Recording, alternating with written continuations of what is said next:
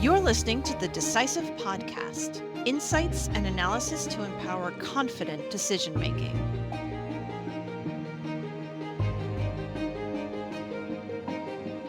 Hello, I'm Kristen Hallam, your host for this episode of the Decisive Podcast.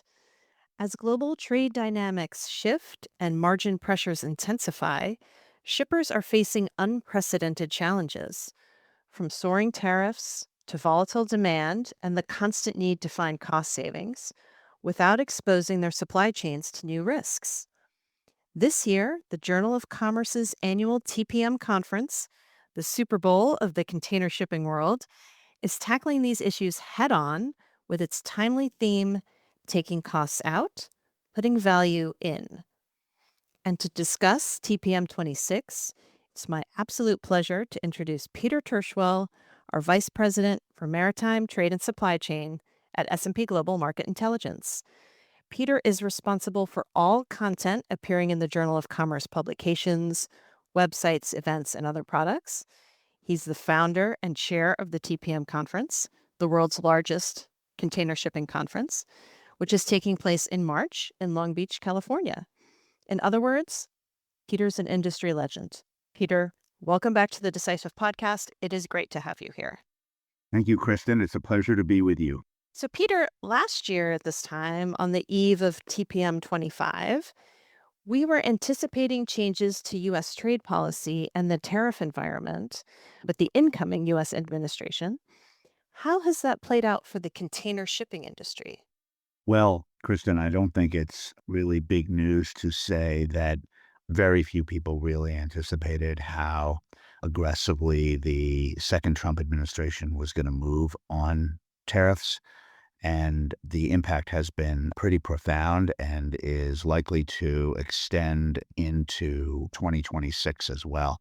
There were sort of short-term gyrations that occurred. So when Trump reduced the tariffs on China from 145%, which he had imposed about 30 days earlier, down to 30%, that was in mid-May, that created a huge but temporary surge of cargo that resulted in cargo being left on the docks, resulted in freight rates temporarily going up, had impact on other trade lanes. So what some carriers did was they dumped cargo headed to another region like Europe in an interim port and then turned the ship around and headed it back into the Trans-Pacific to profit from this short-term surge that was seen because a lot of merchandise, a lot of goods were held back by companies in anticipation of the possibility, if not the likelihood, that the 145% tariffs would be reduced.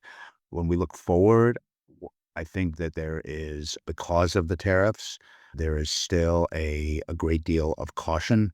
And when I say that, I mean that many companies have not fully implemented price increases in order to pass along the costs of tariffs to consumers.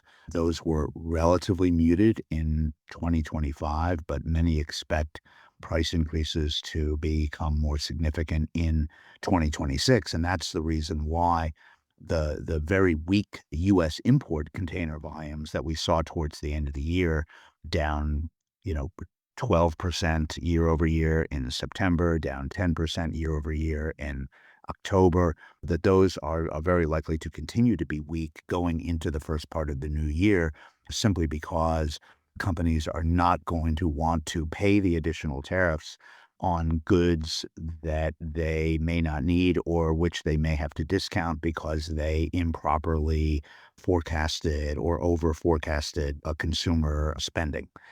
So anyway, I'm sorry, that's a very long-winded answer to the question that it looks like things are going to be pretty subdued, at least in the first part of 2026. And that would be directly due to the lasting effects of the tariff policy carrying over into 2026. Yeah. So, speaking of the outlook for this year, the theme of this year's TPM conference is, as I said in the intro, taking costs out, putting value in. Can you elaborate on why this theme is so timely for shippers attending TPM 26? Well, the theme really emerged from the concept that importing companies into the US pay the tariffs.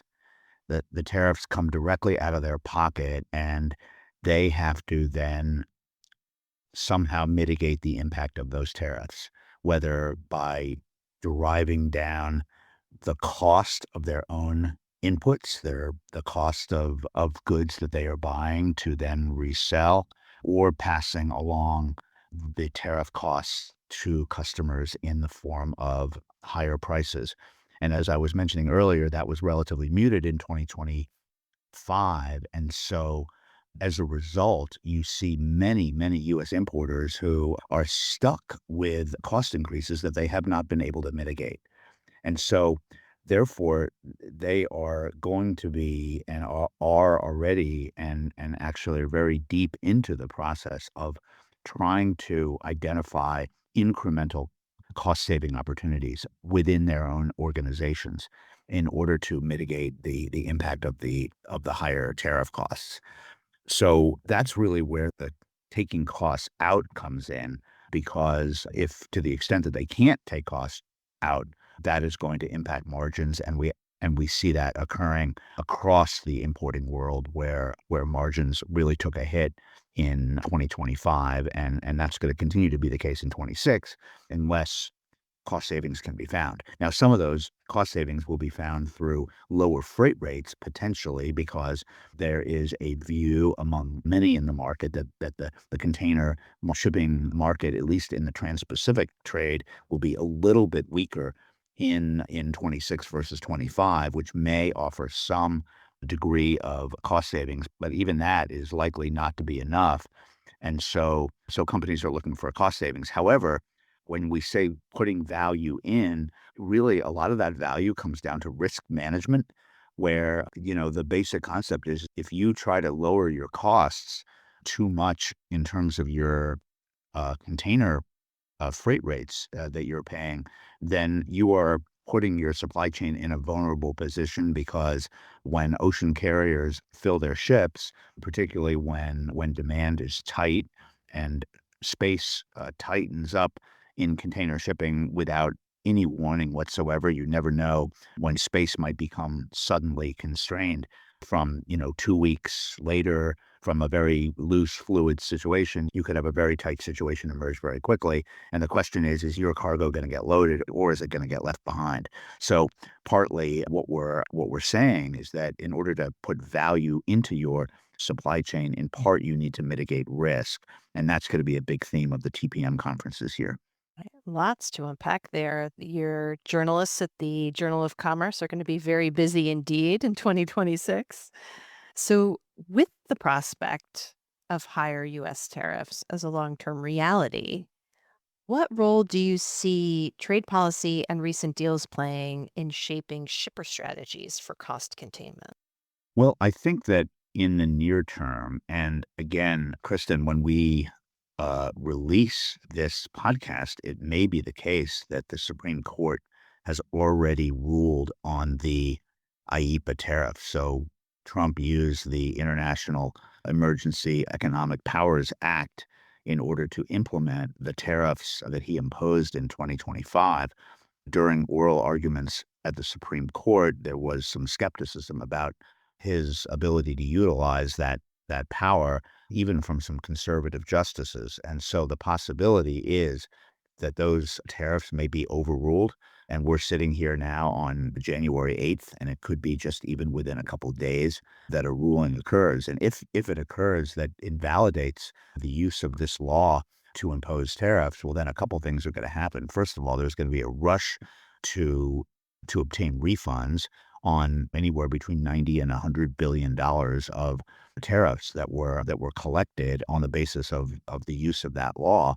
But secondly, I think Trump has already signaled that he will try other laws and other authorities in order to increase tariffs, which he views as a positive economic move to make. So, but if you were to take a step back and say that one way or another, tariffs are likely to be higher going forward, that we're probably not going to go back to the 2% average tariff rates, it actually puts the entire global supply chains that companies are operating into a completely different perspective. It used to be, Kristen, that there was a golden age of trade, of global consensus on the value of trade when manufacturing costs were low, transportation reliability was high, and geopolitical relationships were stable to the point that companies didn't even have to think about it as a factor. And obviously that has, completely changed. And literally with every day that we read the news, we come to understand that actually the world seems to be becoming less stable versus more stable. And that means that long haul supply chains that are where goods are sourced and moved over lengthy distances around the world fundamentally become more vulnerable. And so, that's one of the reasons why, you've seen a surge in relocation of manufacturing to Mexico, for example. Mexico has been a huge beneficiary of all of this geopolitical turmoil. And shippers are having to make bets on the basis of a geopolitical analysis. And so they have to make a judgment call on what this looks like long term. Is it more likely that the US will somehow forge a stable relationship with Mexico versus China, for example? If so, that has enormous implications. That very judgment call right there has huge implications for major investments that companies are making in terms of where manufacturing, where assembly is going to be, and how goods are going to flow. And these discussions within companies running global supply chains are very, very actively underway, with big long-term decisions and implications being on the table. Now, you were talking about freight rates earlier. So I wanted to ask you how shippers are balancing the need to drive down core freight rates with the risk of overreaching and potentially exposing their supply chains to disruptions, especially in an environment where we have overcapacity. Well, yeah, Kristen, I mean, this is what we were talking about earlier, and it's really tempting when you read investment bank reports about container shipping that says that there is a great excess of supply over demand, and that, hundreds of millions of dollars of losses are being predicted for the container lines because freight rates are going to collapse. And it's easy to reach for what you might think is low-hanging fruit in grabbing low freight rates, thinking that that is going to enable you to drive down your costs and, for example, mitigate the impact of tariff-related cost increases. But the reality is not that at all, at least in our reporting, how this comes out when we are talking to shippers, when we're talking to carriers and forwarders. The reality is that risk management in containers, which means positioning your cargo so that it gets loaded on the ship, especially at times of capacity tightness, is really where the top priority needs to be, because disruptions occur without warning. They can be very severe. The fact of the matter is that capacity crises, in other words, when a shock occurs that suddenly withdraws capacity from the market. It's what happened during COVID.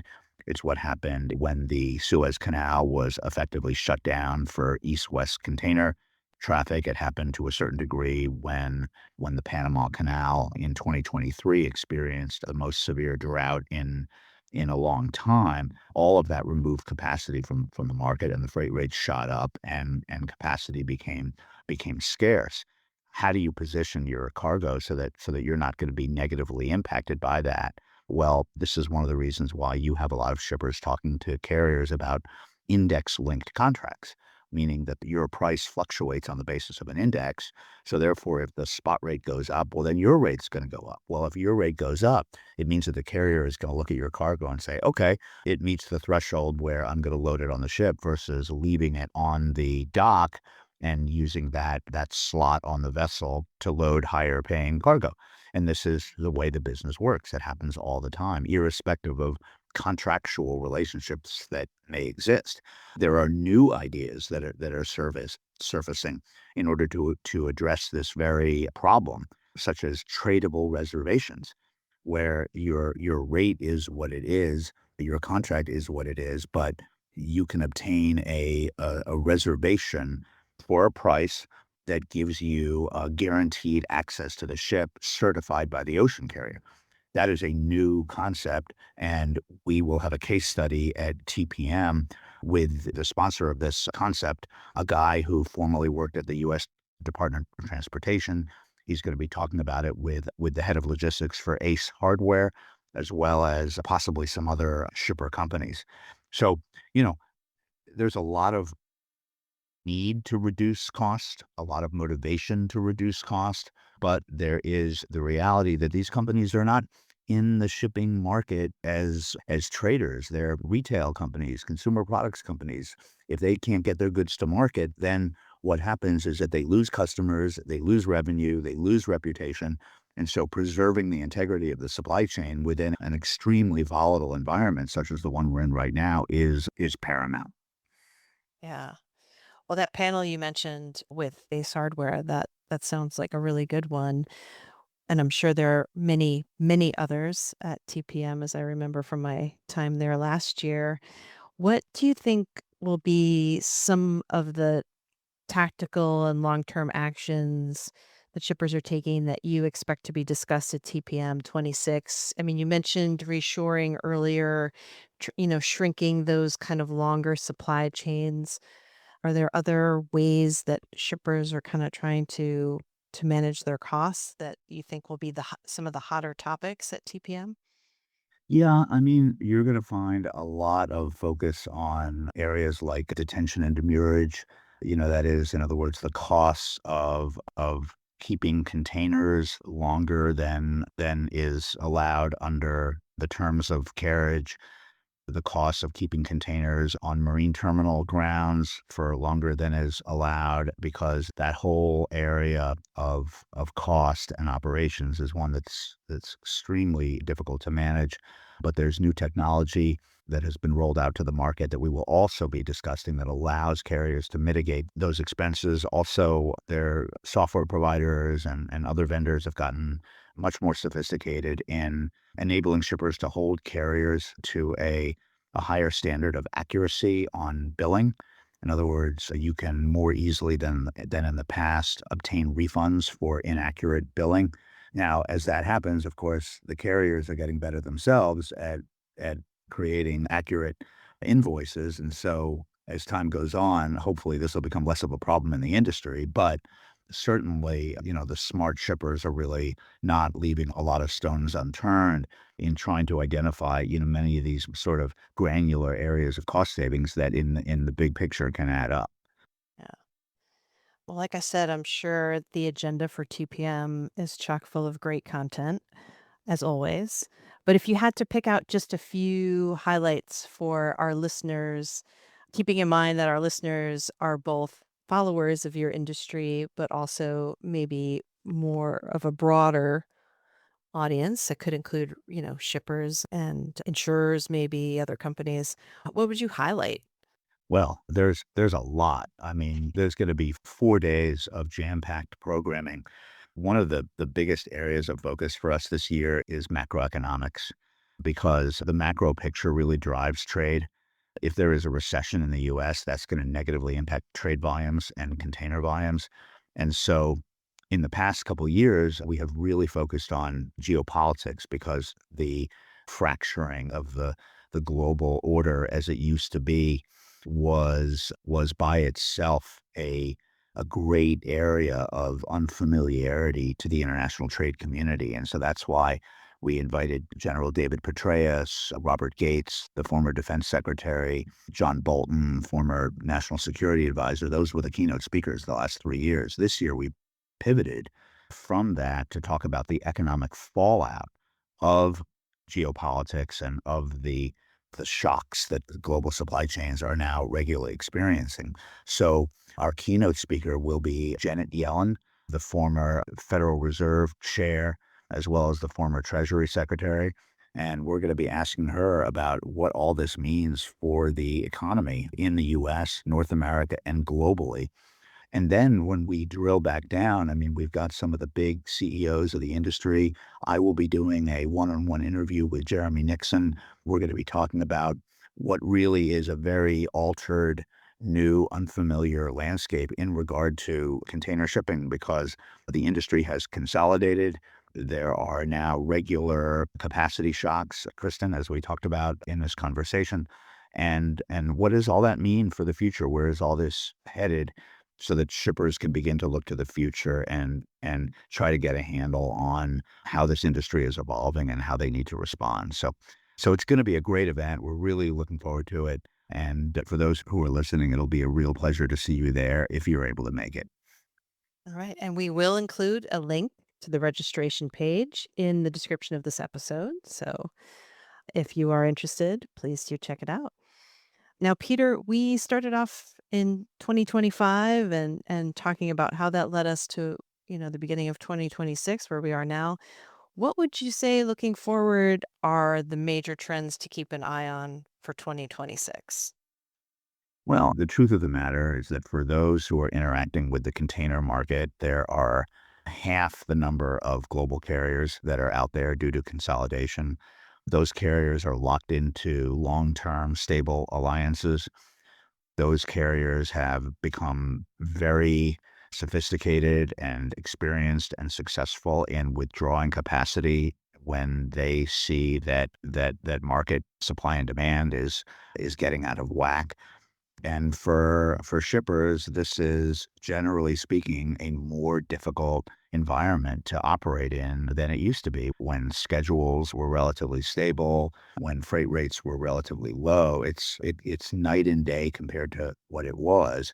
And this is a theme, Kristen, of all of our coverage, or a lot of our coverage, certainly at the Journal of Commerce. And it's going to be a theme that is going to sort of cascade throughout the whole TPM program, because as much as shippers might find this unpleasant or difficult or costly or inconvenient, which they do, or unfair even, the fact is that the reality of the market has changed dramatically. And if we can educate the market to the reality of how this industry is playing out right now and what it means for supply chains, then hopefully we're providing some real value at this conference. Right. Well, Peter, I could keep talking to you all day, but it's time for us to wrap up our conversation. Any final thoughts for our listeners?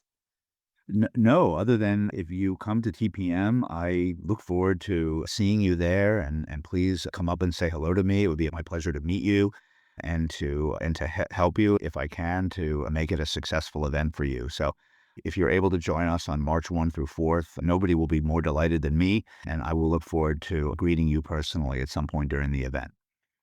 Who can resist that invitation? All right. So, all that's left for me to do is to thank you, Peter, for taking the time to share your insights with us. And thanks to our listeners for tuning in. Again, please click on the link in the description of this episode if you'd like to learn more about TPM or register for the conference. Until next time. Great. Thank you, Kristen. A pleasure being with you. Thank you for listening to the Decisive podcast from S&P Global. Please subscribe and join us for next week's episode. Until then, stay curious and stay informed.